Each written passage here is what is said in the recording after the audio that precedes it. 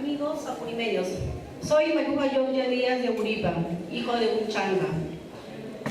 El motivo de este evento es con el fin de ver qué aportes podemos dar a nuestra región los residentes en Lima. Tenemos que reintegrarnos. Es por este motivo organizo este evento con el apoyo de nuestros compañeros, de nuestros amigos profesionales que tienen experiencia en gestión pública y privada. También agradecerle a la señora Dina Boluarte por el espacio que nos ha brindado para que se lleve este evento. Para iniciar, quiero dar la bienvenida a la señora Dina, presidenta del Club Departamental Apurímac, para que pueda dar sus palabras, por favor. Adelante.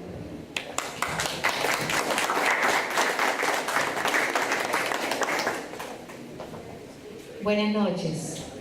Para mí es un gusto tener a hermanos apurimeños en este salón, Agustín Tamayo, hermanos apurimeños que se interesan por la integración apurimeña, y no solamente por la integración, sino qué aportes podemos dar los profesionales apurimeños o hijos de apurimeños desde la capital hacia nuestra región. En consecuencia, felicito a los organizadores de este evento y de haber querido organizar este evento en esta su casa pequeña, pero de corazón grande, el Club Departamental Apurímac.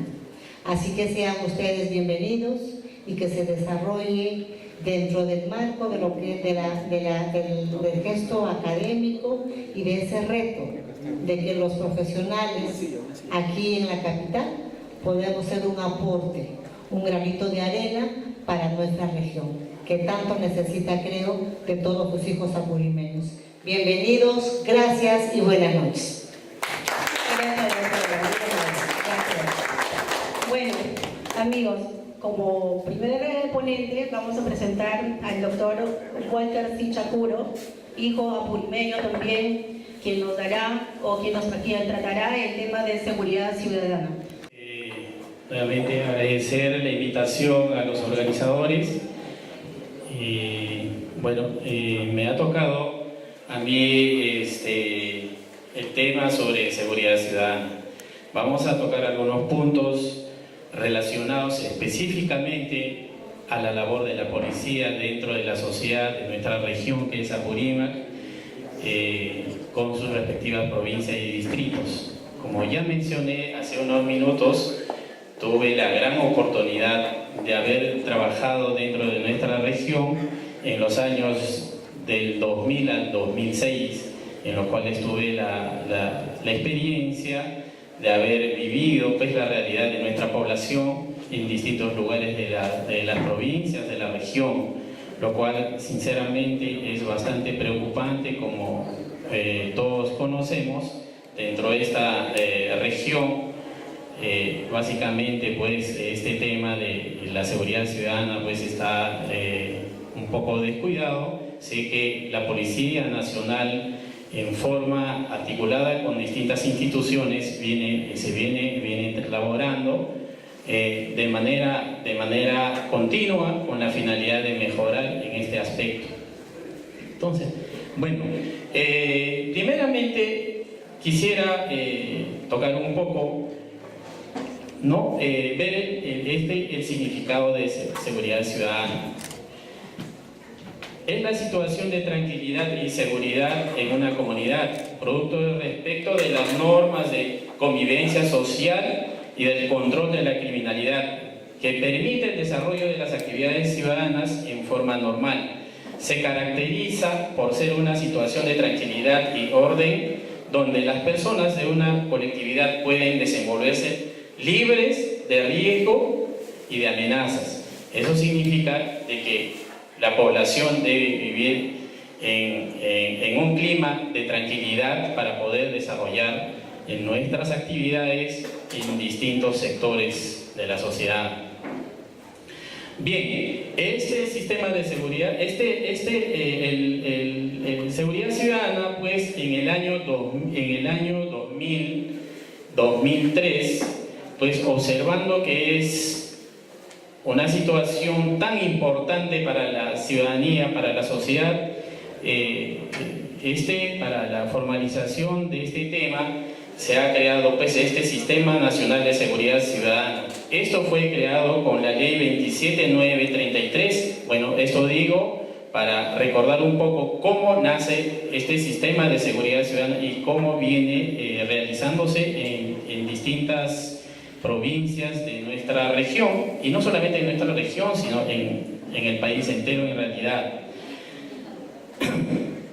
Esta ley fue creada precisamente para contribuir y garantizar la paz, la tranquilidad y a reducir o neutralizar la criminalidad y delincuencia a nivel nacional mediante una adecuada política de prevención multisectorial y control de la violencia que permitan que las personas puedan desarrollar sus actividades libres de riesgo y amenazas.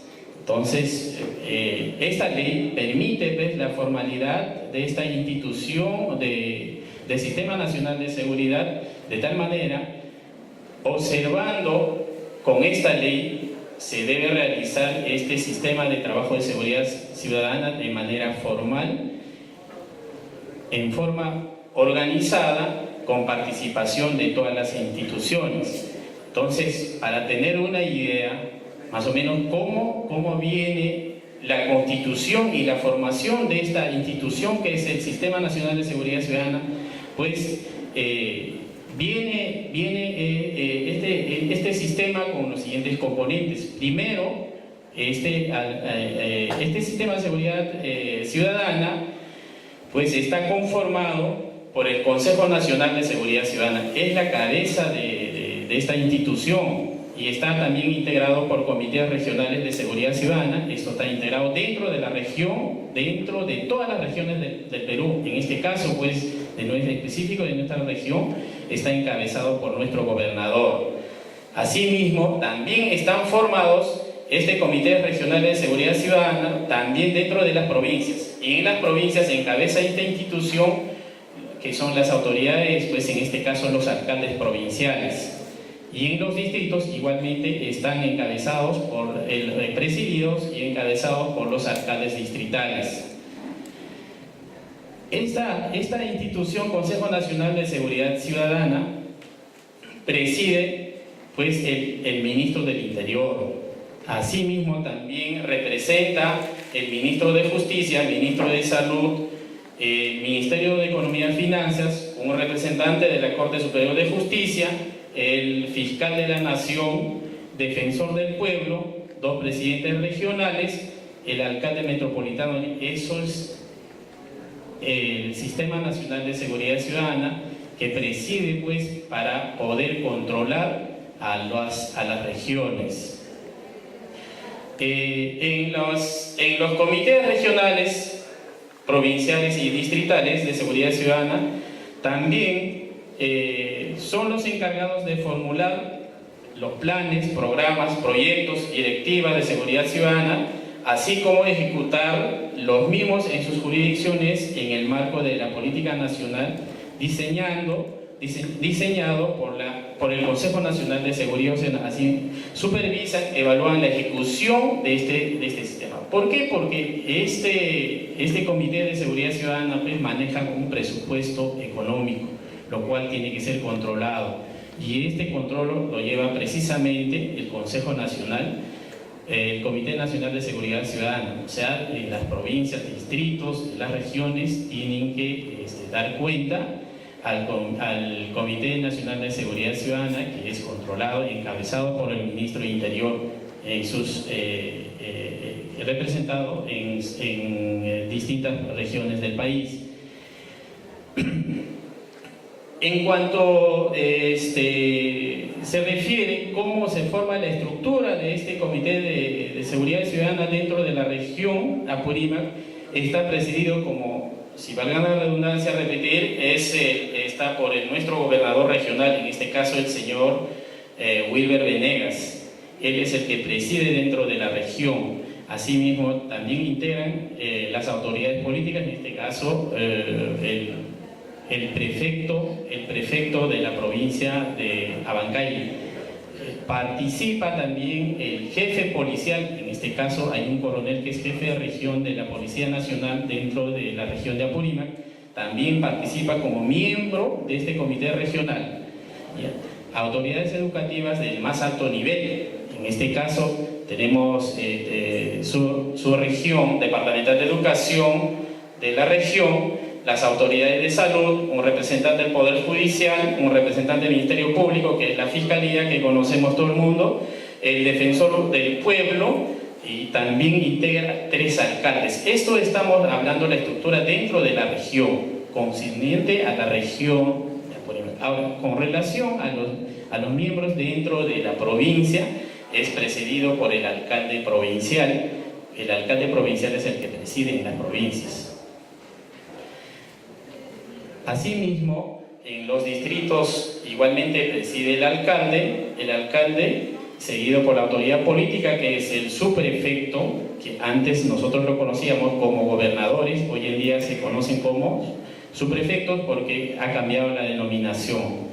También están representados por los comisarios de la jurisdicción perteneciente al distrito. Entonces, acá específicamente llega pues el trabajo de la policía. ¿Cómo cumple la policía sus funciones? ¿Cómo cumple sus funciones dentro de lo que corresponde en este Comité Regional de Seguridad Ciudadana? Entonces, en este caso, la Policía Nacional, para ser reconocido y tener el trabajo conforme a la Constitución Política, también se encuentra señalado en el artículo 195 de la Constitución, ¿ya?, la cooperación de la Policía Nacional del Perú con las municipalidades en materia de seguridad ciudadana. Ahora, las municipalidades también tienen la Ley Orgánica de Municipalidades, lo cual es el 23853, que permite trabajar en este aspecto de seguridad ciudadana de manera articulada con la Policía Nacional y otras instituciones del Estado. Asimismo, la policía tiene una ley, la Ley Orgánica, también establece que son funcionarios para garantizar la seguridad ciudadana. Capacita de esta manera a las entidades vecinales organizadas, habiendo ya, entonces, en este caso, la policía cumple la función, con estas facultades, cumple la función de desempeñarse dentro de este aspecto de seguridad ciudadana, para lo cual la policía en distintas comisarías de la región, en las provincias, en los distritos, en todos los distritos existe una dependencia policial, lo cual se llama comisarías. Entonces, dentro de las comisarías existe una oficina específico que se tiene que abocarse a este tema de seguridad ciudadana, lo cual se llama Oficina de Participación Ciudadana. Es la institución encargada de realizar trabajos con la ciudadanía de manera articulada con distintas instituciones, en este caso el sector educación, salud, Ministerio de Trabajo, y todas las instituciones están comprometidos en este aspecto de trabajo de seguridad ciudadana. No solamente es la labor de la policía, este aspecto de seguridad ciudadana estamos llamados todas las instituciones. En este caso, la Policía Nacional en la región de Apurímac, como en otras regiones del país, específicamente en distintas provincias, se hace cada vez más preocupante por alarmante incremento de delitos, faltas y otras infracciones que afectan gravemente a la comunidad, la vida, la salud e integridad física y mental de las personas. Las acciones de mayor incidencia que provocan una inseguridad pertenece en todos los permanente en todos los estratos sociales de la comunidad. Se traducen en los siguientes hechos. Este aspecto es el crimen organizado, los delitos, faltas y otras infracciones, la drogadicción y el tráfico ilícito de drogas. Es el aspecto que golpea más dentro de nuestra sociedad, que es la región de Apurímac. Y estos hechos ilícitos se derivan pues en estos aspectos, que son asaltos perpetrados en diferentes horas del día, tanto en agravio de las personas como de instituciones organizadas. Ahora, también se produce lo que son secuestros de personas en diferentes modalidades, atentados contra la propiedad, robo, hurto, propiedades, y eso es lo que generalmente se produce en las provincias de la región de Apurímac, específicamente en Abancay y Andahuayla. Son las provincias donde tiene mayor afluencia pues, por los estudiantes y existen mayor cantidad de centros de diversión, y eso permite precisamente a que nuestros jóvenes cometan distintos actos ilícitos. También en esto se produce lo que son delitos contra el honor sexual, atentados contra la libertad, bueno, también como si la drogadicción, consumo de este tipo de estupefacientes, también ya se genera años atrás, en la temporada de los años 90 a 2000 no se veía, pero hoy en día se observa este problema. Este es el problema que también acecha dentro de las provincias específicas, ¿no? Que es Abancay y Andahuaylas. Son zonas donde hay mucha afluencia pues, de los estudiantes de distintas universidades nacionales y particulares. Lamentablemente en una sociedad pues, cuando se da el desarrollo también llega con todas sus actividades negativas, y estas personas que van de un lugar a dedicarse a estudiar en estas zonas van con distintos modos de vida, y eso contagia a lo resto. Y esto también es el trabajo de la policía, para lo cual la policía, de manera coordinada con las municipalidades, con otras instituciones, que es el Poder Judicial, el Ministerio Público, realiza sus trabajos preventivos, realizando operativos, realizando distintas acciones con la finalidad de prevenir, lo cual, gracias a Dios, hoy en día todavía no se observa tanto como en la capital o otras provincias importantes como Trujillo, Chiclayo, Arequipa, Cusco. Son ciudades mucho más grandes. Allá se observa con mayor índice este tipo de problemas de drogadicción, consumo a la droga, y también, por ende, la microcomercialización, o sea, la venta al menudeo de drogas, los cuales no se observa dentro de la región de Apurímac, pero sí acecha lo que es el transporte y comercialización de droga en macro, o sea, en grande. Y esto yo tuve mucha experiencia de haber trabajado en esa zona de Andahuaylas, Chincheros. Tuve la oportunidad de trabajar en la Divincre de Andahuaylas, y las intervenciones en este tipo de hechos se observan pues, con mucha frecuencia. Entonces están involucrados pues, muchos de los paisanos jóvenes, incluso hay niños que están siendo utilizados para este problema de transporte de drogadicción en la zona. Entonces, lo cual es tarea de todos, no solamente es de la policía. Este tema de prevención viene de casa, de familia, pero quienes muchas veces las personas en la zona lo toman como una manera de costumbre, muchas veces ya perdieron un poco de vergüenza.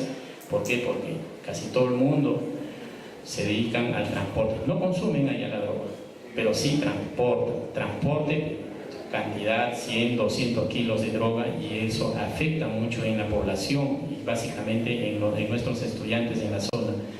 Entonces, esto también es tarea de la policía. La policía no solamente realiza sus trabajos de represión, también realiza trabajos de prevención. ¿De qué manera? Realizando charlas en las instituciones educativas de manera coordinada, y con las instituciones de salud y otras instituciones, básicamente con las municipalidades. Y para lo cual la policía viene trabajando en la zona, realizando juntas vecinales, patrullaje escolares, juveniles, y esto es tan importante con la finalidad de prevenir de que nuestros jóvenes caigan en este tipo de ilícitos penales, que ellos por su edad son proclives a cometer este tipo de hechos o involucrarse. Lamentablemente estos casos son muy delicados dentro de la zona, y esto pues muchos padres de familia están, como hace un momento lo indicaba, están purgando penas de cárcel en distintos centros penitenciarios, y los hijos están en abandono.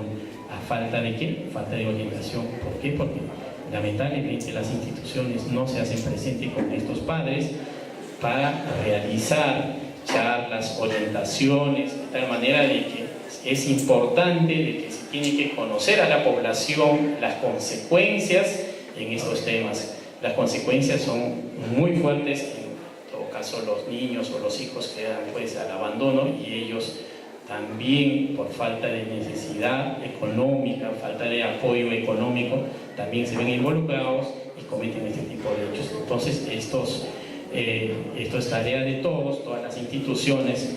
Se viene trabajando la Policía Nacional con las pequeñas, de repente con pequeños presupuestos que todavía no se han asignado adecuadamente para la zona para prevenir en estos aspectos de hechos que son lamentables. Asimismo, la Policía Nacional dentro de la zona viene trabajando también de manera organizada, preparando a las juntas vecinales por barrios, por manzanas, por lotes, y estas organizaciones son tan importantes. ¿Por qué? Porque de esa manera no solamente se ve la prevención en este aspecto de drogadicción o el transporte o comercialización de droga, también se tiene que prevenir en el aspecto de lo que se viene cometiendo, lo que son robos, hurtos, que también en nuestra región se observa no con mucho índice, pero de todas maneras se ven no solo eso, también más allá en las zonas rurales que se ven lo que es el abigeato, que también hay personas que se dedican a sustraer sus ganados, sus vacas, sus caballos, sus chanchitos de los paisanos, de nuestros paisanos,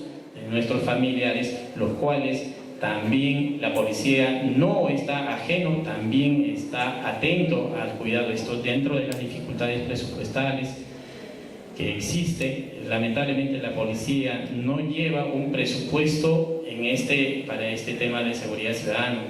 Este aspecto pues tiene que ver las municipalidades de sus jurisdicciones, lo cual tiene que ser, se tiene que trabajar de manera coordinada con la policía, y el que apoya, el que otorga el presupuesto escaso son las municipalidades. Siendo este aspecto de seguridad ciudadana tan importante, no se asigna un presupuesto adecuado. Y otro problema que también existe dentro de la región son las comisarías, las infraestructuras. No hay adecuada infraestructura para poder realizar estos trabajos de acercamiento a la población. Existen pues las comisarías que están muy descuidados, no existe un presupuesto, como les digo, para infraestructura y básicamente el desplazamiento hacia las comunidades, hacia los centros poblados, porque en los centros poblados no existen las comisarías solamente existen dentro del capital del distrito, no en los centros poblados. Entonces hay ciertos lugares donde la policía tiene que desplazarse 3, 4, 5, hasta 5 horas hasta cierto punto con el vehículo, después tiene que caminar, muchas veces pues utilizando acémilas, en este caso caballos, pero tampoco la policía no cuenta con estos medios de transporte, para lo cual sí tiene que agenciarse. Pero de esa manera la policía viene trabajando dentro de nuestra región, haciendo esfuerzo de tal manera de que con nuestras instituciones comprometidas se debe realizar para mejorar en este aspecto de seguridad ciudadana, lo cual hoy en día pues carece de presupuesto, lo cual no permite desarrollarse adecuadamente a la policía realizar estos trabajos de seguridad ciudadana. Entonces, por esto, señores, yo sé que muchos conocen la realidad de nuestra población. Entonces, si bien es cierto de que también se encuentran presentes, yo estoy seguro que se encuentran presentes representantes de distintas instituciones. Entonces, para que una población camine, marche, exista el desarrollo, entonces se tiene que trabajar de manera coordinada, de manera articulada en este aspecto de seguridad ciudadana y de tal manera brindar la tranquilidad a la población. Asimismo, también la policía viene realizando pues charlas en los colegios, en distintas instituciones educativas de distintos niveles, primaria, secundaria, con la finalidad de proporcionar pues este aspecto también de violencia familiar. Es otro aspecto también que se presenta con mayor índice en nuestra región. ¿Por qué? A consecuencia del alcoholismo, porque muchas personas se dedican a la ingesta alcohólica, los cuales también, ese trabajo de la policía no está ajeno en estos aspectos, también viene trabajando, realizando charlas en distintas comunidades para evitar este tipo de dedicación de ingesta alcohólica, lo cual origina pues violencia familiar en el aspecto físico, psicológico, maltrato a nuestros niños, y esos niños obviamente que no pueden estudiar adecuadamente. ¿Por qué? Porque viven en un clima de violencia, viven en un ambiente donde existe pues la pelea, el padre con la madre, el padre llega en estado etílico, grita, y eso genera problemas. Entonces de esto también la policía no es ajeno, viene trabajando, proporcionando charlas, participando en las asambleas, en las comunidades, en los distritos. Generalmente este tipo de ingesta alcohólica se observa pues en las comunidades campesinas, más allá de repente de capital del distrito, de las provincias. Muchas veces nosotros observamos esta realidad en capitales de distrito, capitales de provincias, no se observa tanto porque hay personas profesionales, hay personas de medios económicos que puedan sustentar sus necesidades, pero si nosotros nos damos un esfuerzo de salir un poco más allá, se ve el alcoholismo con mucha preocupación. Los padres de familia pues están dedicados a esto. Entonces eso también es tarea no solamente de la policía, sino también es tarea de todas las instituciones, básicamente el sector salud y otros. Entonces, por ende, señores, es preocupante la situación de seguridad ciudadana en nuestra región. Entonces, para lo cual yo invoco de verdad, y que como apurimeño, como natural de allá de Uripa, conozco la realidad de nuestra región, invoco a todas las instituciones poner el esfuerzo para poder realizar esta actividad de seguridad ciudadana, de tal manera evitar las consecuencias mayores. Ya me presenté hace algún momento. El tema que vamos a tocar es la región Apurímac como reto, posibilidades y soluciones a la problemática de la región Apurímac.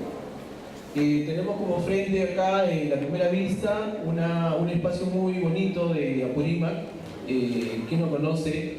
La Virgen de Cocharcas. Es un espacio muy representativo, el cual he tenido oportunidad de conocer, que después nos sirvió de réplica un poco para lo que es la iglesia de Uripa, para todos los que son de Uripa.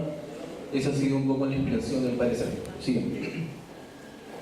Quisiera leer algo que lo he extraído de una parte de los planes de desarrollo regional concertado, en el cual nos indica que luego de más de una década de guerra interna y de violencia sociopolítica que tuvo Apurímac como uno de sus escenarios más afectados, y que el Partido Comunista de Sendero Luminoso fuera derrotado, y producto del Nalahuaylazo contra Toledo, que nuevamente enlutó a las familias campesinas y policiales, el cuadro resultante era desolador. Destruido en gran medida el tejido social, apurimeño y postergadas una vez más las posibilidades de mejorar las condiciones de vida, materiales subjetivas para la población departamental y principalmente de la mayoría, cuya vulnerabilidad data de tiempos remotos. Sin embargo, la implantación del modelo neoliberal había inaugurado un nuevo ciclo de creciente crecimiento económico a nivel nacional, aunque muy desigual. Incluso se constataba en el Producto Bruto Interno, que provenía algo más del 50% ya no de Lima, sino de las provincias del país. Entonces vemos como hace un momento comentábamos que la provincia de Apurímac tenía estas cicatrices que todavía no han sido cerradas y que finalmente termina de alguna forma condicionando su tejido y su estructura social. También quería comentarles un poco sobre la línea de tiempo en la historia de Apurímac. data de 6.000 años antes de Cristo,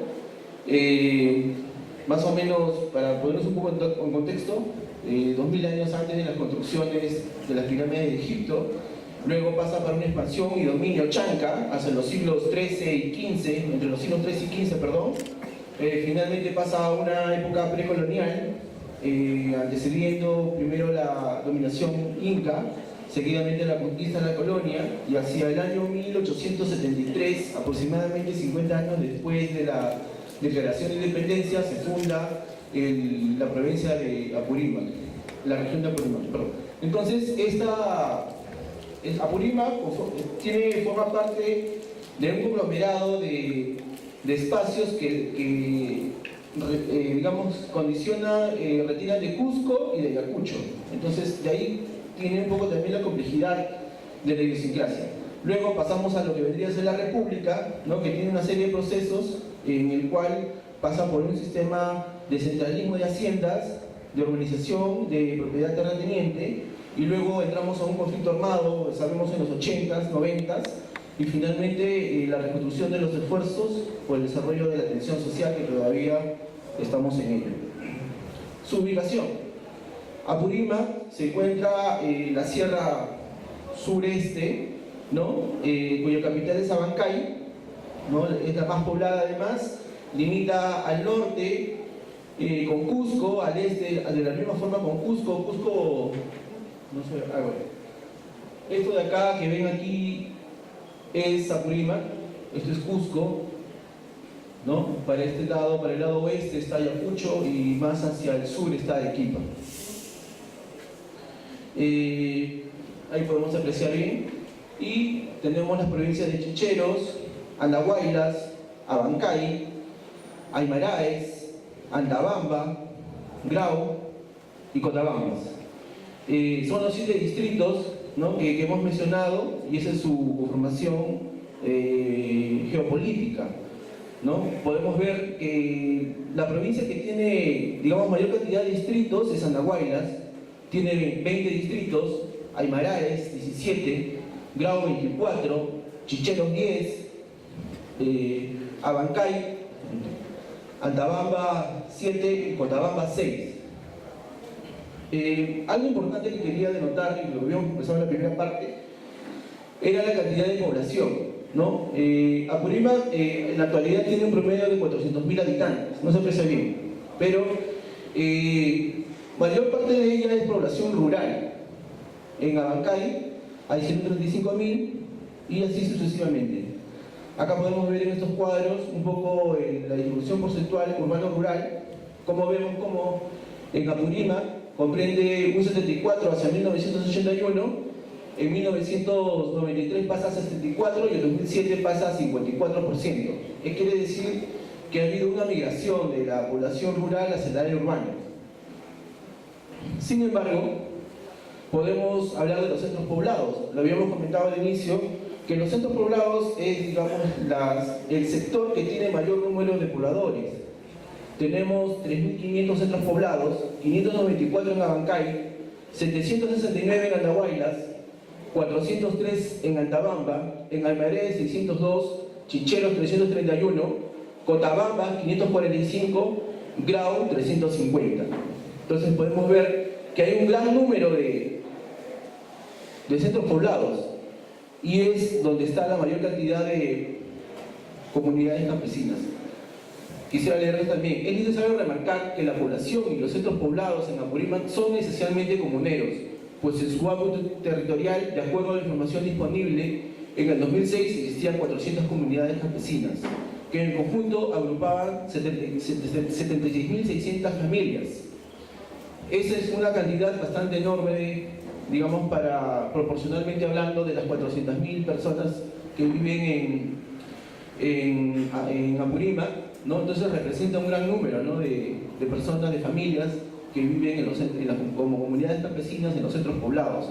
Y es donde estábamos un poco remarcando de las dificultades que tenían pues estas poblaciones, ¿no? Podremos ver aquí cómo están las zonas potencialmente de peligro de sequías en Apurímac. Vemos en la parte central, desde Abancay hacia Aymaraes, En todo ese eje se muestra una parte roja, que digamos que es las zonas potenciales a sequías, ¿no? Y vemos cómo se va difuminando hacia la zona verde, que es donde es, digamos, es un clima mucho más tranquilo, ¿no? Ahí lo tenemos marcado, y toda esa zona es un poco la influencia. La frecuencia de heladas, ¿no? Vemos que la mayor frecuencia de heladas se da en la parte hacia Chincheros, Andahuaylas, con un inicio, y de 60 a 90 días por año se da hacia el lado de Grau, Cotabambas, Entabambas, pero principalmente Cotabambas. Eso lo vamos a ver después en otros cuadros, cómo va a afectar. Son las temperaturas mínimas, ¿no? Podemos ver cómo hacia el lado oeste y hacia el lado sur del departamento es afectado principalmente por las temperaturas mínimas. Y hacia el lado norte, que es de Abancay, que colinda con Cusco, es un clima un poco más tropical. Igual también comprende heladas, pero no tanto como hacia el lado sur y oeste. En la minería, algo interesante, este plano quería mostrarlos. Pueden ver toda la parte azul o celeste, como se ve ahí, son concesiones mineras. Entonces nosotros hablamos de Apurímac como una provincia netamente minera. Pueden darse cuenta, prácticamente está pintado todo de celeste, ¿no? Donde hay proyectos importantes, ¿no? Como está en la provincia de Cotabambas, ya hay unas muy grandes fábricas de extracción. Seguidamente está Hierro Apurímac, Akira, Las Chancas, Anubia, Cotabambas, Trapiche, los cuales están el tiempo estimado de operación, el primero para el 2021, 2019, 2021, 2016, 2020 y 2019 correlativamente. Entonces eso de alguna forma es hasta cierto punto una oportunidad, pero también es una gran responsabilidad medioambiental, visto de que vamos a ver más adelante en otros cuadros en Cotabamba, que como se ve, como se aprecia en esta zona hacia el lado de Cusco, ¿no? En esta zona que está más hacia el extremo este, que es Cotabambas, ¿no? Es principalmente minero, sin embargo tiene las más altas tasas tanto de desnutrición, de pobreza, lo vamos a ver más adelante. Aquí, por ejemplo, podemos ver, aquí se ve bien claro, el avance en educación. Lo que está marrón oscuro tiene de 0 a 8.5 de comprensión de lectura. Lo que está en un marrón un tanto más claro, que es Grau, Atabamba, Chincheros, Andahuaylas, de un 8.8 a un 16.3. Luego sigue Aymaraes, de 16.4 a un 22.2. Y finalmente Abancay, que digamos tiene una mejor comprensión lectora, como indicaba también la profesora, va del 22 al 30.5%. Sin embargo, hay una brecha de un 70%. Entonces, seguimos hablando de una situación crítica en la provincia en nivel de educación. Y ese dato no es muy lejos, es del 2013, del Minedu. Seguidamente tenemos el razonamiento matemático. Tenemos hacia el lado de Cotabambas, que va de un 2.4 a un 4.2, al igual que Cotabambas y Antabamba. Seguido de Grau, que va de un 4.3 a un 8.3 de razonamiento matemático. Seguidamente de Aymaraes, que va de un 8.4 a un 12.4, y Abancay queda mejor, de un 12.5 a un 17.9. Casi la mitad de la tabla anterior, si se dan cuenta, de comprensión lectora, pero en matemáticas estamos a la mitad. Entonces, en servicios, sin agua por red pública. Decíamos que Cotabambas pues tenía uno de los proyectos mineros mucho más grandes. Sin embargo, podemos ver que aquí la zona más oscura es la que tiene menos red pública. Comprende entre el 61 a un 76% sin red pública. Seguidamente de Aymaraes, que tiene un 22 a un 46%. Y Andahuaylas, que queda mejor, de un 0 a 22%, ¿no? Entonces podemos ver cómo en las zonas, digamos, que tiene mayor adquisición, podría tener en todo caso mayor adquisición económica, son las más afectadas. Seguidamente tenemos, casi ocurre lo mismo con la red de desagüe, bueno, si no tengo agua, por lo general el desagüe también carece también esas zonas, ¿no? Pero acá se suma Chincheros, como pueden ver, Chincheros no estaba en la red, en la falta de red pública, pero acá sí ya, perdón, aquí, el desagüe sí comienza a aparecer también Chincheros, ¿no? Entonces ahí faltaría algunos proyectos que estén direccionados a ese tipo de tratamiento de desagües, ¿no? En este caso puede ser perforadores o de repente plantas de tratamiento de aguas residuales, qué sé yo. Sin electricidad, increíble, donde tenemos mayor minería es Cotabambas y también es el distrito que tiene menos electricidad, ¿no? El 68% no tiene electricidad. Y luego Abancay y Andahuaylas solamente tiene sin electricidad el 34%. El índice de pobreza, de nuevo, el lugar más extremo golpeado sigue siendo Cotabambas, seguido de Grau y Atabamba, seguido de Chincheros, Andahuaylas, ¿no? Que hay una desnutrición crónica, quiere decir que nuestros niños no están bien alimentados. El dato es de que en Cotabambas del 43 al 50% sufren de desnutrición crónica. En Grau y Atabamba la desnutrición crónica es del 24 al 38 y en Abancay va del 0 al 24%. La tasa de mortalidad infantil por cada 1000 nacidos, vemos de nuevo Atabamba, que es también golpeada, que va del 30.3 al 41.2 por cada 1000 nacidos. Y así. Entonces, los índices de pobreza, luego de pasar todos esos cuadros estadísticos, nos arroja como Cotabambas en primer lugar, de 80 a 88% índice de pobreza. Seguido de Grau, Atabamba y Chincheros, que nos queda en un 71 a 80%. Seguido de Andahuaylas y Amaraes, que va de un 58 a un 71, y seguidamente de Abancay, que es un 58%. Entonces, hasta aquí yo creo que podemos rápidamente todos, haciendo uso de sentido común, entender qué tipo de proyectos necesitamos. No hace falta tener grandes estudios académicos para entender de que los índices de pobreza nos va a requerir mayor número de colegios, mayor presencia del Estado en todo caso. Nos va a requerir centros de salud. Hemos visto que hay tasas de natalidad, de mortalidad infantil muy altas en Atabamba, entonces se necesita pues más que 3 hospitales de los que se cuentan en la provincia, ¿no? Acá vemos como en salud y en las zonas que ve como una especie de, no se puede ver ahí, pero haga un poquito de esfuerzo a la vista, entre Chincheros y Andahuaylas, ¿no? Es un eje que se va referenciando hacia los hospitales que se encuentran en Andahuaylas, de la misma zona de Abancay con Aymaraes, y Cotabamba, Grau y Atabamba también hacen un eje, ¿no? De establecimientos de salud por provincia. La población versus instituciones educativas, ¿no?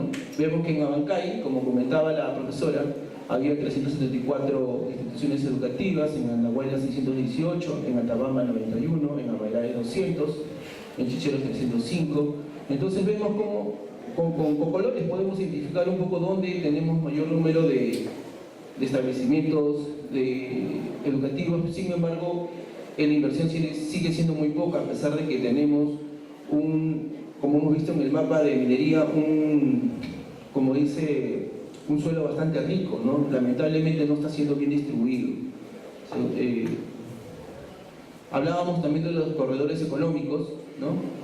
Que teníamos 8 corredores económicos, los cuales nos iba a permitir hacer un poco la dinámica económica, valga la redundancia, en el sentido de poder nosotros no solamente caer en la trampa de ser simplemente una provincia minero, agropecuaria, sino también pensar en un poco más en el desarrollo económico, ¿no? Con tecnología. Esta es la red vial, lo voy a pasar rápidamente, son los corredores económicos que comentábamos, ¿no? Vemos cómo atraviesa la parte de Aymaraes, llega hasta Abancay, un corredor, el otro va de Chincheros, igual hasta Abancay, el otro también viene desde Grau, Cotabambas y Atabamba, entonces van haciendo las 8 redes de corredores económicos, ¿no? Y luego la producción versus la red vial. Bueno, voy a pasar rápido. También tenemos un poco retrasado el desarrollo del turismo. La verdad yo no conozco mucho, lo que veíamos ahí era el santuario de Ampay, después tenemos baños termales de Cogno, el cañón del río Apurímac, ¿no? Vemos cómo están los tejidos incas, ¿no? Es una tradición, estoy seguro que eso hace un mantenimiento constante, seguramente hacen hasta una especie de trabajo comunal para mantenerlo, debe tener todo toda una secuencia muy interesante. El conjunto arqueológico de Sayhuite, esta piedra también, si quisiéramos verla acá en Lima, tenemos una réplica de San Isidro, ahí por Conquistadores hay una réplica de eso. También se menciona la ciudad de Huaylas, el puente colonial Chumbao, es un puente de piedra, el santuario de Campanayot, el complejo arqueológico de Osondo, muy interesante por su emplazamiento, que está en una parte alta y vemos como una pirámide formada natural, construcción inca, definitivamente nos ha dejado a los incas pues acá un espacio muy interesante que muchos no conocemos. La laguna de Pacucha, vemos bastante interesante, ¿no? Cómo se fusiona el agua, los campos verdes y la cordillera, ¿no? Muy interesante. Pancula, Pampa de Pabellones, vemos como hay unas formaciones geológicas en piedra, ¿no? Les comentaba el santuario de Cocharcas, que tuve oportunidad de conocer con el padre Sergio, ¿no? Muy interesante, una fiesta bastante grande, ¿no? Una de las más importantes, la ciudad de Chalhuanca, el templo colonial de Pampamarca, los baños termales de Pincahuacho, la ciudad de Tabamba, que tiene un reloj muy similar al de Uripa, que ya Uripa no lo tiene.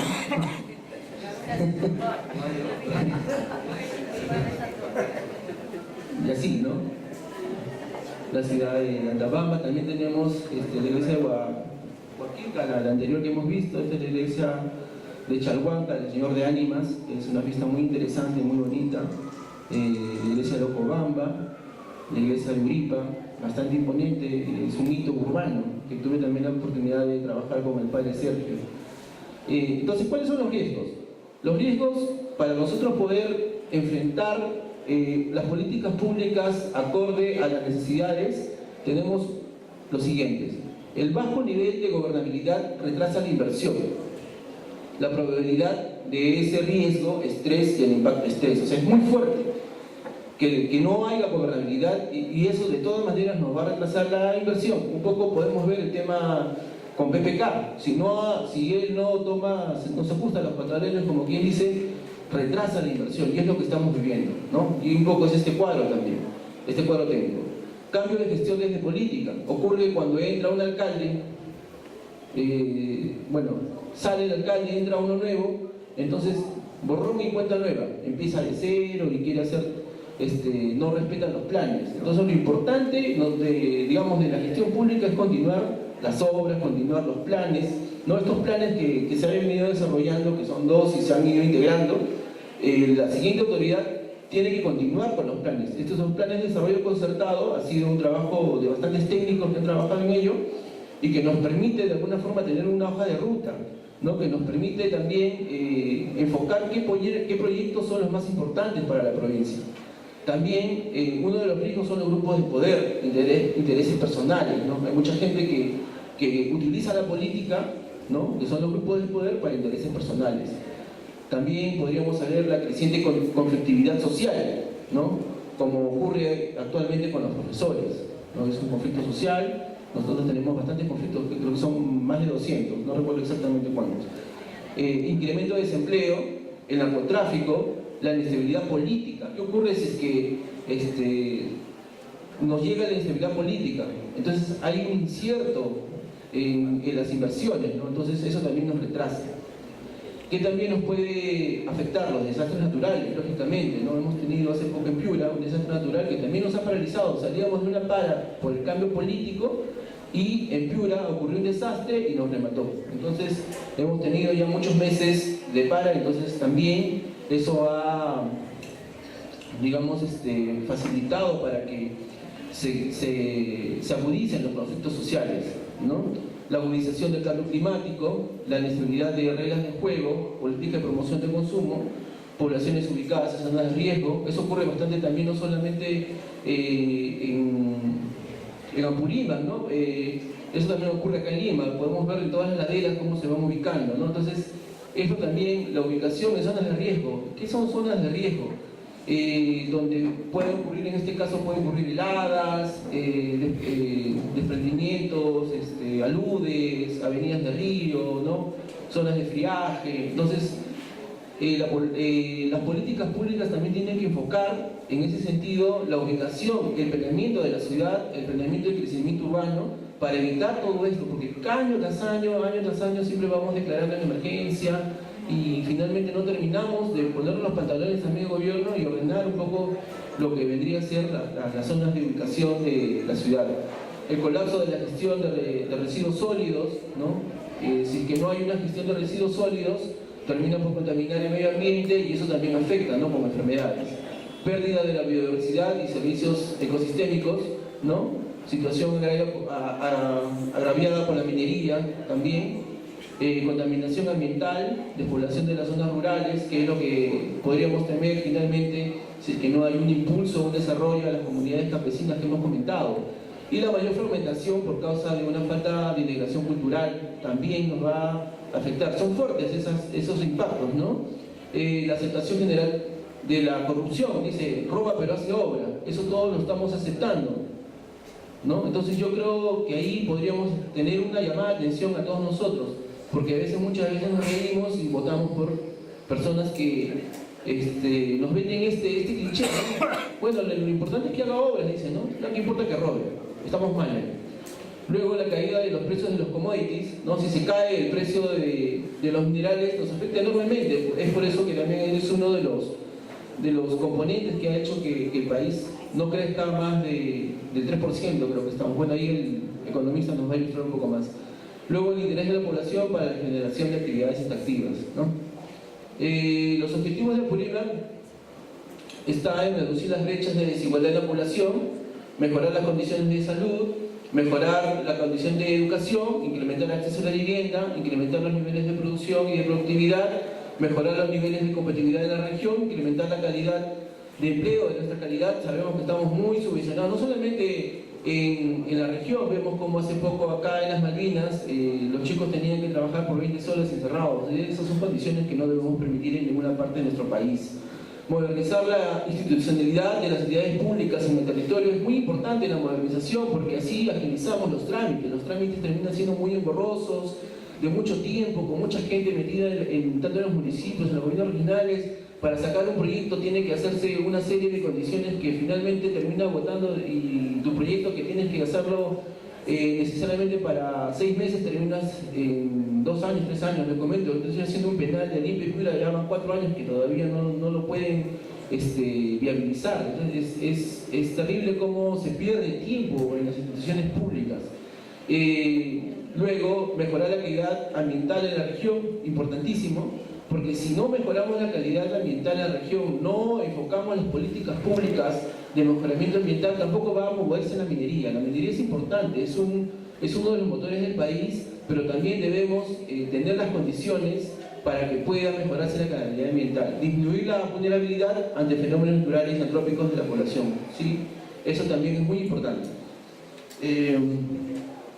Tenemos acciones estratégicas, ¿no? Que vendría a ser fortalecer los mecanismos. Bueno, y así. No quiero aburrirlos porque ya estaba en la primera etapa y quiero que participen más por sus ponentes.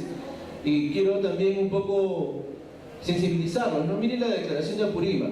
Cuando se inicia, se funda Apurímac, dice: nuestro departamento es diverso en riquezas y potencialidades que debemos identificar, valorar y aprovechar de manera creativa y sostenible. Esta constituye la garantía de que Apurímac sea reconocido como un territorio viable económicamente y que contribuya de manera efectiva al desarrollo nacional. Esa fue la visión, ¿no? Vamos a ver la visión al 2009, que hemos cambiado. La pobreza, miren, ya hemos cambiado ya un poco el discurso, constituye una recurrente expresión de la realidad apurimeña, deriva de su propia geografía, de hierros, de olvidos propios y ajenos de un país que nunca se ha planteado un proyecto integrador de desarrollo, ni ha puesto su mirada en el interior de los Andes. La pobreza en la región es casi un estigma que sin embargo puede transformarse en un acicate para buscar el progreso, a pesar de ciertas ventajas y de todo el tiempo perdido.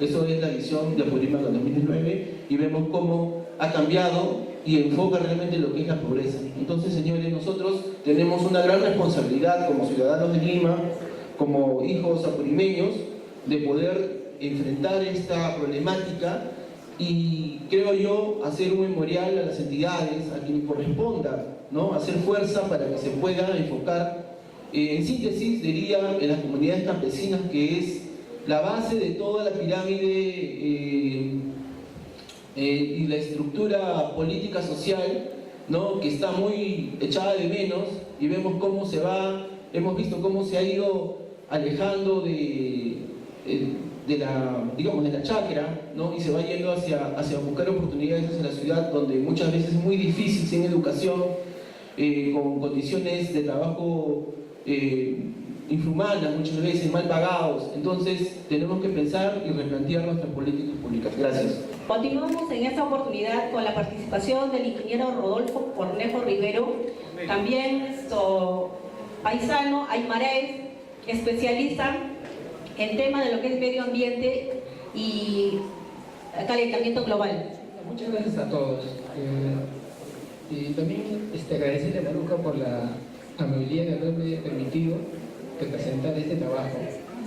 En realidad este trabajo es nuevo, se viene recorriendo por todos los ministerios para poder sensibilizar a las autoridades de que el calentamiento global es real y quién nos afecta, está afectando el sistema de transporte y las fábricas. Entonces aquí nosotros este trabajo hemos realizado entre varias personas, tiene un tiempo de más o menos 10 años, ¿ya? Ha modelado bastante, hasta que en 2015 nos hemos puesto, digamos, las pilas para poder terminar y hemos encontrado un sistema, ¿ya? Para poder capturar CO2, pero CO2 de la atmósfera, no CO2 que emiten los carros y que emiten las fábricas. Por ejemplo, un caldero que bota humo, ¿no? Entonces eso se puede capturar totalmente. Y el sistema de transporte es el culpable para el calentamiento global, ¿ya? Ahora, antes que eso, quisiera decir por qué vengo con esto, porque en el calentamiento global, en los pueblos andinos, como Apurímac y otros, van a ser más vulnerables, van a ser más afectados, más tempranamente, ¿ya? Las ciudades costeñas, como Lima, van a tener, digamos, más prolongado, porque se están instalando, se van a potabilizar agua del mar, ¿ya? Hay 4 plantas pilotos en Lima que se están experimentando. Entonces, con eso me imagino que la costa sí va a tener más tiempo, ¿ya? Ok, entonces, ¿por qué? Digamos, lo que pasa es que las autoridades se sorprenden. ¿Por qué no hacen otros países? ¿Por qué no han hecho? ¿Ya? Sí han hecho, pero lo que pasa es que la tecnología que ellos tienen es demasiado cara, carísimo. Por eso que Trump, el presidente de Estados Unidos, se ha retirado del Tratado de París, porque según el convenio de París, Estados Unidos estaría obligado a mitigar el 40% de sus emisiones, ¿ya? Eso significa, de repente, todo el presupuesto de Estados Unidos, porque Estados Unidos contamina casi con 30% en el mundo, ¿ya? Entonces, por eso fácilmente ahí dice, no, yo me retiro de que el calentamiento global es real, eso es mentira, no es cierto, ¿ya? ¿Ok? Entonces, más adelante vamos a explicar por qué en realidad el calentamiento es cierto. Entonces, las fábricas, mejor dicho, las tecnologías que existen, ven esa escena, ya ese es real en alguna parte del mundo, ya en el Perú no se ha visto alguna vez ya. Entonces ellos dicen, para poder, por ejemplo, capturar ese humo que sale, necesitan hacer demasiado trabajo. Entonces la instalación la instalación de esos equipos que existen hoy en día es demasiado cara. Entonces se ha ido esa escena se ha ido repitiendo desde el año 1850, cuando empieza la industrialización, ¿no? En Francia, en Inglaterra, ¿no?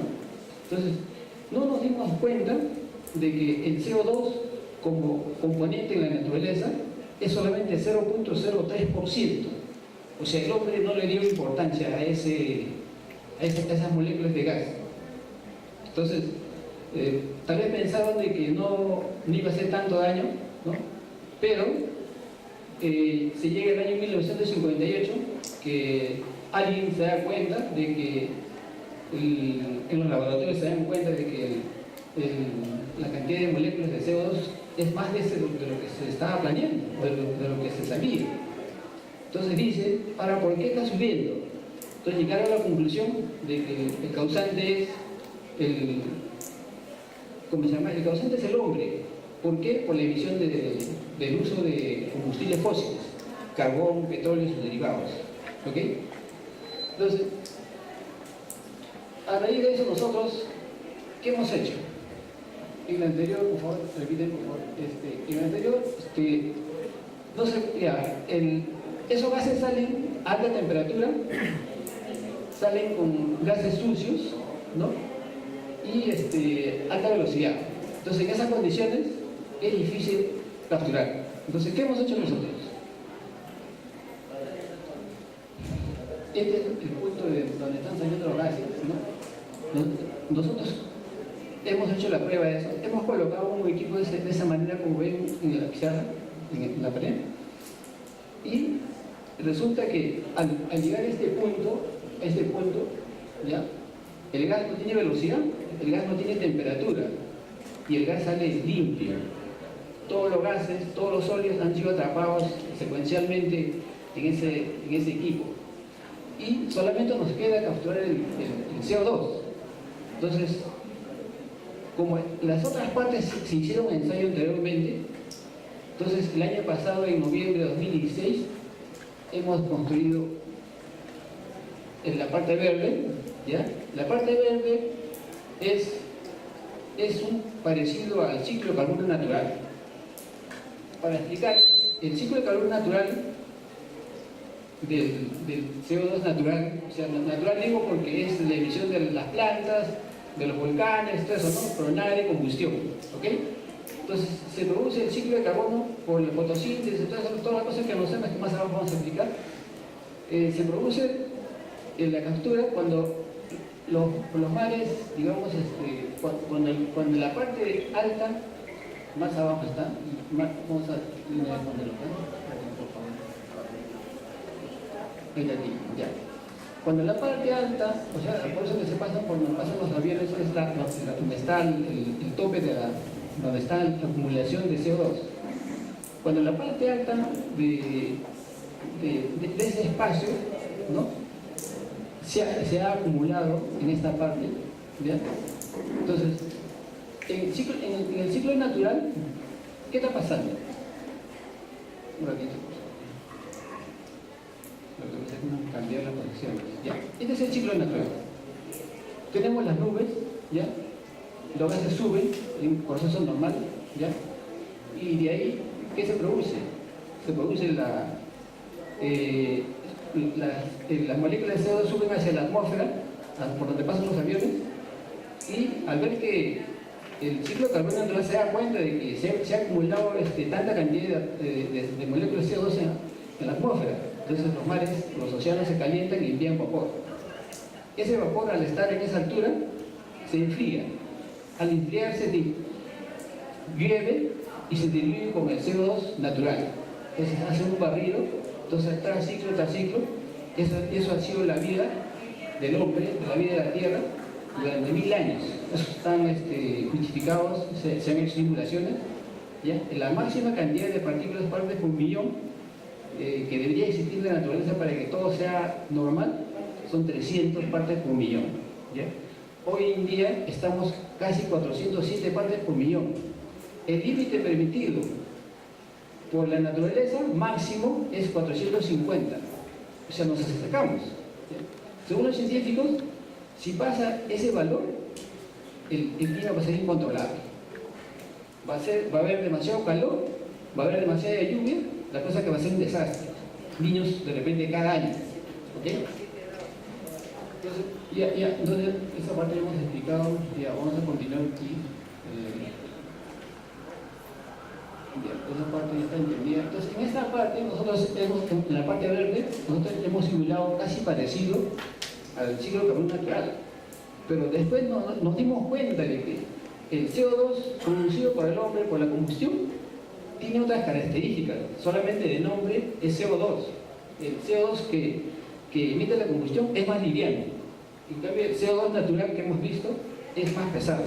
Por eso es que se divide en la atmósfera y se precipita a los océanos, cae en la tierra y el proceso continúa, ¿no? En cambio, este gas es más liviano, entonces no se puede capturar fácilmente. Y eso pudimos ver en la prueba que hicimos. Se resiste, digamos, a ser atrapado, ¿ya? Se resiste. Entonces, con eso hemos demostrado de que el CO2 producido por el hombre es más liviano y por eso es que se ha acumulado en la atmósfera, ¿ya? Dice, según las teorías, tienen residencia hasta de 200 años, ¿ya? Entonces, por eso es que se ha calentado el planeta, porque se ha acumulado. Ahora, acá vamos a ver de que, nuevamente vamos a regresar para explicar esa partecita, por favor. Los rayos solares vienen, pasan la capa de ozono, pasan donde está la acumulación de la parte celeste, es donde está acumulado el CO2, ¿sí? No, más abajo donde están los aviones, debajito está acumulado el CO2, más arriba la capa de ozono. Entonces pasan, chocan a la Tierra y los rayos regresan nuevamente al espacio. En vida normal, antigua, cuando los partes por millón eran 300, los rayos solares dejaban su energía en la Tierra y regresaban, ¿ya? Esa era su rutina, ¿no? Por 1000 años que se sabe, pero una vez que se acumuló el gas debajo de la atmósfera, los rayos solares ya no regresan lo mismo, sino los rayos solares se detienen y pasan poco, ¿ya? Entonces eso ha ido a que la temperatura dentro de la atmósfera ha ido creciendo poquito a poco, ¿ya? Más abajo vamos a ver de que cómo ha crecido desde el año 1958 y hasta que ahorita que estamos en los 400 partes por millón. Entonces eso ha sido el fenómeno de que el calentamiento global es real, de que el CO2 que nosotros producimos es, digamos, veneno, ¿no? O sea, no se sabe qué puede pasar, ¿no? Ok, entonces vamos a regresar para acá. Ahora, ¿qué más podemos decir? Mira, ahí podemos ver lo que hemos hablado, la emisión de CO2 en la forma, esto lo gases naturales, ¿no? La emisión de gases emitidos por gases de combustión, ¿no? Ahí están separados, ¿no? Acumulación del artificial, digamos, que producimos, es el causante. Incremento de temperatura incremento promedio de la temperatura de la atmósfera. Calentamiento global. ¿Qué es el calentamiento global? Disminución. ¿Qué pasa ahí? Disminución del volumen de los glaciares. El año pasado hubo una conferencia que organizó MINAM y todas las entidades del Estado, una conferencia en Huaraz. Asistieron 1000 personas, de los cuales 300 eran pagados por Banco Mundial. Yo dije que aquí voy a aprender un montón, ¿ya? Pero ¿qué hicieron ahí?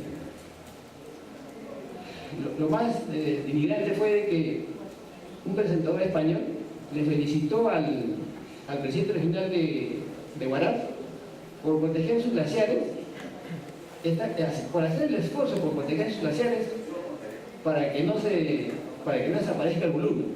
¿Y con qué lo han tapado? Lo han tapado con acerrín. Entonces, eso da a indicar de que la gente que llega, al sector público, en los ministerios, no son capaces. ¿Ya? No son capaces porque eso está, digamos, eso está asesorado por la gente del Estado. ¿Ya? Entonces, cuando le dije de que, oye, después de que al presentador le dije, ¿sabe qué? Quiero presentar un trabajo que les va a interesar a todos. ¿De qué se trata? Le expliqué todo eso, no me dejaron responder. porque eso era malbaratarse una cosa de ellos. Eso hacen en todo el mundo. ¿Ya? El Banco Mundial todos los días, hoy en día gasta casi $2.000 millones diarios. Está desesperado, no sabe cómo combatir el CO2, no sabe cómo eliminar o reducir. ¿Ya? Entonces, pero lo están atacando mal.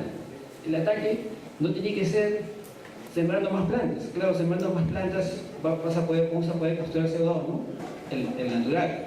Pero el artificial no se puede capturar. Entonces, eso no entienden todavía. Entonces, cuando le dije esas cosas, ¿sabes qué? Me dijo, por favor, primera tirada, que esta era, digamos, una conferencia preparada para gente que ha venido del extranjero, y si tú dices algo, vamos a quedar mal. ¿Ok? Entonces, ese es el manejo que hay en el Estado.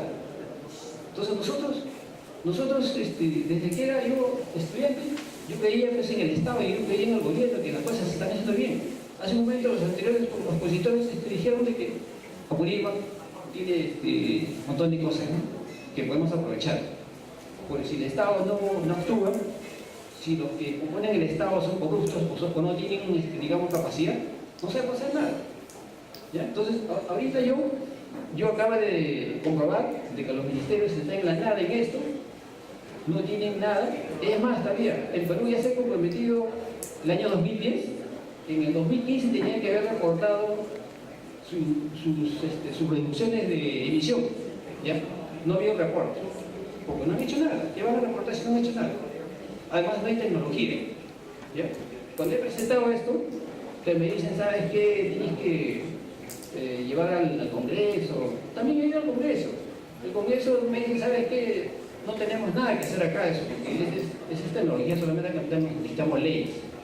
Entonces, me imagino, pues, alguien de Apurímac podría llegar al Congreso y plantear eso, pues, para que pueda imponerse, porque esa tecnología ya está aprobada.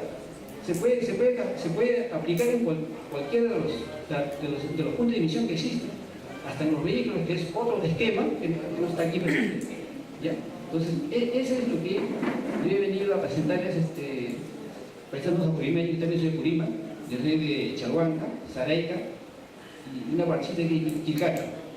En esa parte de Quilcaca, mis familiares me cuentan de que agua no existe. ¿Por qué no existe el agua? Obvio, ¿no? Por esto se ha calentado el clima, entonces ya no hay buqueales. Y así va a ser, peor. Entonces, para eso, nosotros tenemos que luchar por la gente, porque ellos no saben cómo van a vivir de acá en 10 años, porque eso sea posible. Vamos a ver el tema de economía.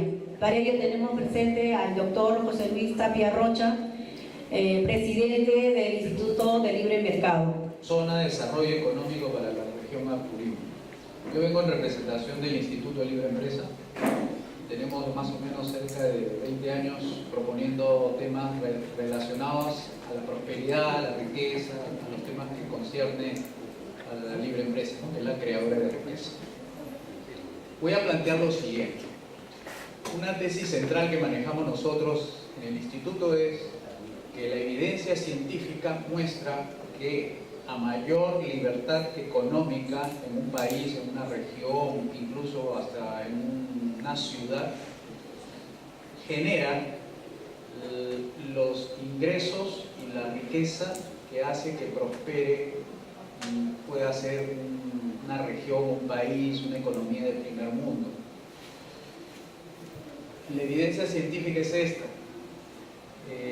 La Fundación Heritage, que es la Fundación Herencia en Estados Unidos, desde el año 86 viene mostrando año a año una serie de puntajes que ustedes van a ver ahí en el eje horizontal, que se llama puntaje de la libertad económica, que lo mide a través de un resultado de 10 variables. Entre ellas está derecho de propiedad, libertad comercial, hay el tema también con la libertad fiscal, el tema de tamaño del Estado, libertad laboral, son 10 en total. Entonces cada país haciendo un puntaje al año, y están dentro de ellos el Perú.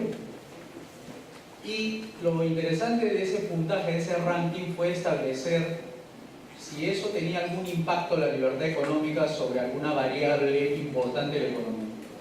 Y al hacer la correlación,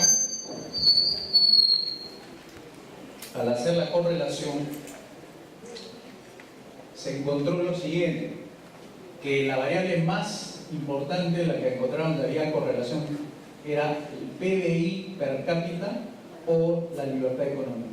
Es decir, era una correlación positiva. A medida que aumenta la libertad económica, entiéndase como libertad de hacer negocio, libertad de consumir, libertad de exportar, importar, etc., todo eso conducía a un mayor nivel de crecimiento, tanto empresarial, personal, organizacional, etc. Entonces hicieron la corrida y sale lo que ustedes ven ahí. Esos puntitos son los países. Cada puntito está correlacionado con el PBI. El PBI es lo que ustedes ven en vertical. Esas cifras que ven en el tope, $100.000, son los $100.000 que tienen de ingreso las personas que habitan en los países que tienen mayores niveles de libertad económica. Si ustedes miran hacia la derecha superior, van a ver que ahí están los países que tienen mayor libertad económica y a la vez tienen los mayores niveles de ingresos en el mundo. Eso es la probanza, digamos así, ya no es una opinión, sino es algo científico, ¿no? Algo que se correlaciona con prueba estadística. Eso se le puede decir chi cuadrado, que esa es una prueba estadística. Ustedes van a ver ahí un ranking donde los países que figuran primeros es Hong Kong, Singapur, Nueva Zelanda, Suiza, Australia, Canadá, Chile y otros países más. Esos países que ustedes observan en el comienzo son los primeros 10 países con más libertad económica, pero a su vez los países más ricos del mundo, ¿no? Y los países como el Perú, que se encuentran desde el puesto 42, 49, vamos a poner mi lente porque me está fallando la lista. Ahí lo que observamos es Barbados, Jordania, Macedonia, Jamaica, Perú en el puesto 49. El puntaje que ustedes ven es donde está después del puesto regional en la primera columna, dice puntaje 2016. Y en el puntaje 2016 es sobre una escala de 100, de 1 a 100. Entonces los países más libres del mundo deberían acercarse a 100, si es que son completamente libres. Y los países menos libres se pegarían más a 0. El Perú está en un intermedio, porque está en el segundo quintil, creo, segundo o tercer quintil. Es una, digamos, una evidencia que el Perú todavía tiene un trecho por recorrer para ser más libre desde el punto de vista económico. Si se logra ese objetivo, entonces podríamos ir ganando ingresos a lo largo del tiempo. Depende de qué cosa se haga en el corto plazo, en el mediano plazo y el largo plazo, se ahorrará uno el tiempo en querer ser más rico ahorita o dentro de unos años. Eso va a depender cuán disponibles estén las personas que habitan un país por querer tener libertad económica. Todo va a depender de las personas y no tanto del gobierno, porque ustedes conocen que los políticos siguen lo que la gente le pide y son elegidos en función a eso. Por favor, el siguiente. Esta es una comparación de los PBI per cápita de los países más ricos del mundo, donde se observa Luxemburgo y donde se observan las libertades económicas en los puntajes que he señalado de 0 a 100, tomándose como los primeros en la tabla aquellos que tienen ese puntaje de 80 para arriba, ¿no? Y miren los niveles de PBI per cápita que tienen Luxemburgo, Singapur, Suiza, Australia, Hong Kong, Nueva Zelanda. Entonces, la tesis, lo que estoy tratando de un poco persuadirlos, es que Apurímac necesita algo así. Necesita mayores niveles de libertad económica. Pero nuestra opinión en el instituto es que con las actuales leyes, tal como está diseñada la Constitución y las leyes que la regulan y que desarrollan todos los aspectos constitucionales, no va a ser posible que eso se llegue a través de estas leyes que tenemos actualmente. Por favor, la siguiente. Esto que ustedes ven, esa flechita que indica que la libertad económica en el Perú ha evolucionado a partir del año 90. O sea, si algo de bueno se hizo en los 90, fue darle un poquito, miren, un poquito nada más, esa tendencia de la subida, un poquito de libertad económica para que las personas pudiéramos disfrutar de más libertad económica y a su vez de mayores ingresos. Y lo demás, desde el año 2000 para adelante, se ha mantenido prácticamente constante. Felizmente no ha decrecido la libertad económica. Veamos la siguiente gráfica.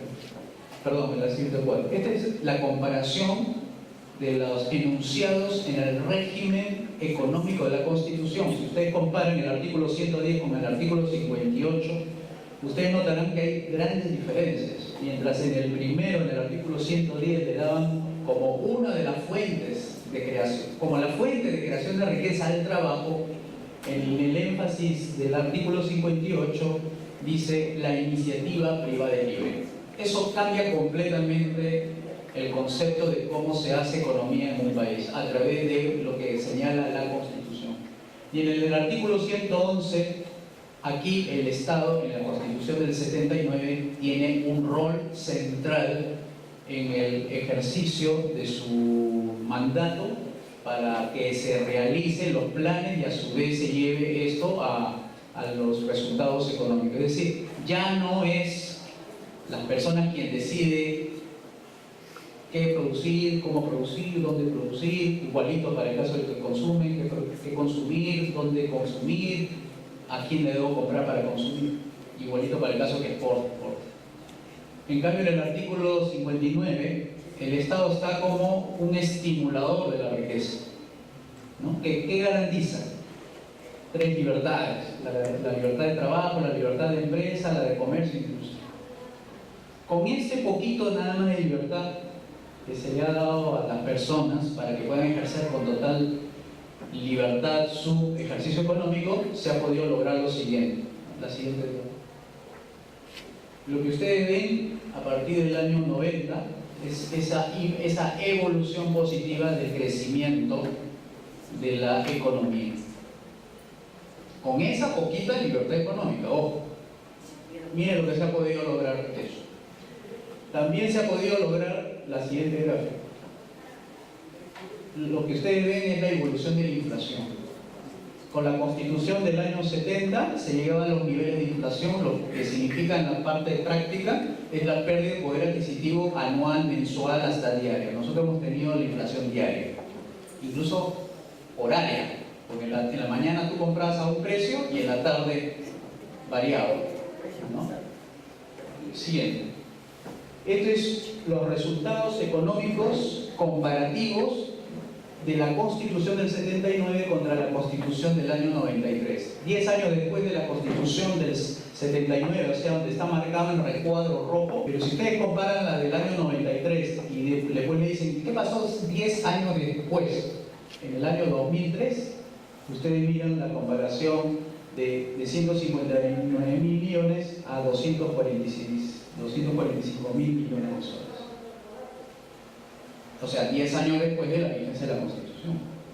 Y cuando se le pide, ¿qué pasa después de 21 años después de la Constitución? Miren la columna última, 574.000 millones. Así ocurre en la mayoría de los indicadores. Crecimiento promedio, 3,1% en el año 79, en el año 89 bajó de 3,1% a 0,7% como promedio de crecimiento durante los 10 años. Y cuando tú ves 10 años después de la Constitución del 93, ves que el crecimiento promedio anual es 8,6%. Y así la inflación, ¿no? La inflación, como ustedes ven ahí en el recuadro del año 89, es 33.000% durante esos 10 años como promedio. Y después baja eso a 2,3%.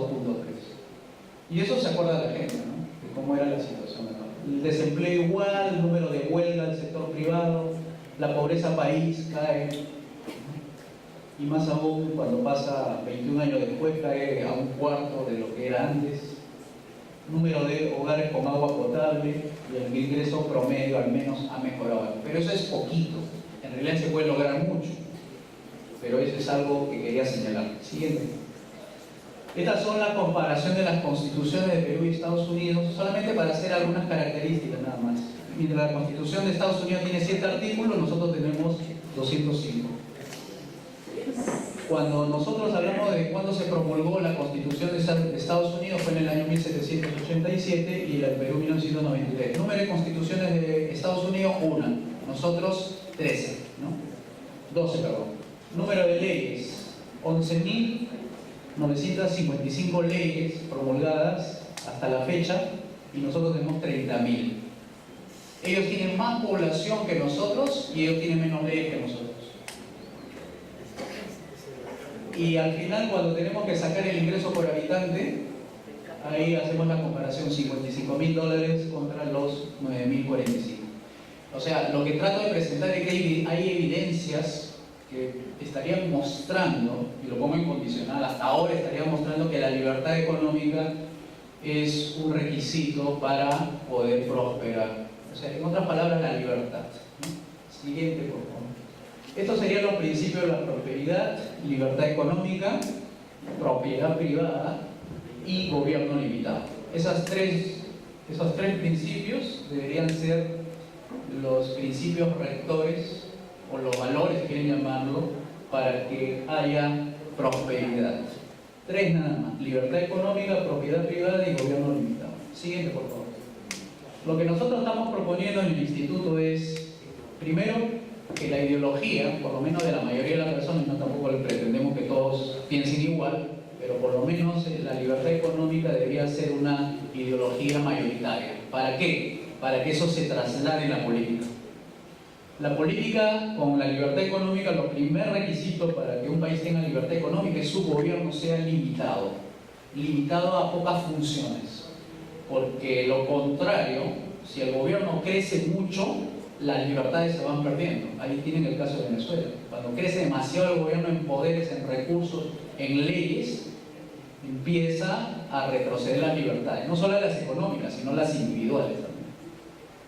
Entonces, con un gobierno de tipo que quiere ser limitado y a la vez preservar la libertad económica, en realidad se necesita pocas leyes como la que acabamos de ver en un país poderoso como Estados Unidos, que no es el mejor ejemplo de libertad económica porque está entrando en una etapa de involución, está decreciendo más bien, pero todo lo que ha logrado hasta ahora ha sido porque su constitución, porque la mayoría de sus libertades han sido preservadas en más de 200 años. Son ricos por esa razón, porque han tenido un gobierno hasta 1940 por lo menos limitado ahí. Después se ha evolucionado, ha ido creciendo. Siguiente. Una propuesta práctica sería trabajar a nivel de opinión pública, como eventos así, que van formando opinión de a pocos, ¿no? Luego, la opinión pública va a decir, caramba, si esto es lo que me proponen, están muy claras las cosas, ¿cómo debería ser? Organizarse. La sociedad civil tiene forma de organizarse: partidos políticos, clubes, fundaciones, instituciones, clubes departamentales, como estamos aquí, compartiendo justamente este tipo de ideas. Lo cual, algunas personas van a tener esa posición a servir al pueblo y debería apostar por movilizar a la gente para conseguir un voto. El voto aquí lo que se pide es un 66% para hacer los cambios. Y los cambios significa una de las propuestas es derogar por lo menos una buena cantidad de leyes malas que hay en el país. 20.000 leyes, si somos 30.000, 20.000 leyes. Porque ya ustedes han visto que Estados Unidos solamente tiene 11.000, siendo un país más grande que nosotros. Y cuando suceda eso, la explosión productiva se va a llevar a cabo. Es decir, dentro de un rato le voy a explicar muy rápidamente de qué consta eso. Y sale la prosperidad. Siguiente, por favor. Derogación. Hay 3 caminos. Una es utilizar la reforma constitucional que lo haga el actual Congreso de mayoría de fuerza popular, que tendría que conseguir los votos suficientes para que lo hagan en 2 legislaturas con un número de votos del 66%, que es más o menos 89 congresistas que tendrían que votar por la reforma siempre. La otra, esperar un cambio del Congreso. Cada 5 años cambia el Congreso, habría que esperar. Y cuando digo habría que esperar, a Purima tendría que esperar 5 años, ¿no? La otra, la que le llamamos el plan piloto, es crear una zona de desarrollo económico especial. Esa sería la ruta para lograr el libre mercado y con eso la prosperidad, como los países que hemos señalado. Siguiente, por favor. Si se llega a hacer esa propuesta, por lo menos eso sería alguno de los beneficios que le podría ocurrir a Apurímac, que los precios y costos de todo lo que ahorita le cuesta comprar, vender, bajarían un 70-80%, porque estamos hablando de que cada ley es la que genera los costos y las leyes también crean los impuestos. Por lo menos estarían bajando un montón de impuestos y solamente nos quedaríamos con pocos impuestos, lo cual aumentaría el poder de compra 70-80%, el número de empresas, el poder de compra de las empresas, el número de empleos, ¿no? Etcétera, y ahí tenemos un montón de otros beneficios. Nosotros estamos proponiendo que si tienen interés en alguno de los puntos que estamos hablando, nosotros les sugerimos que entren a la página web donde figura ile.p, publicaciones, y pueden bajar estos libros, que están mucho más explicados de lo que yo he podido hacer en estos momentos.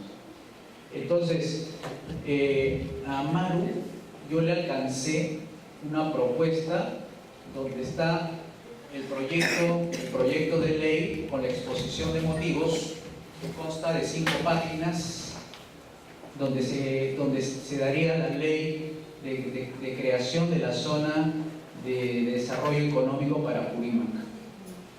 O sea, ella se lo pasará, me imagino, por algún medio para poder lograr eso. Bueno, eso sería mi presentación.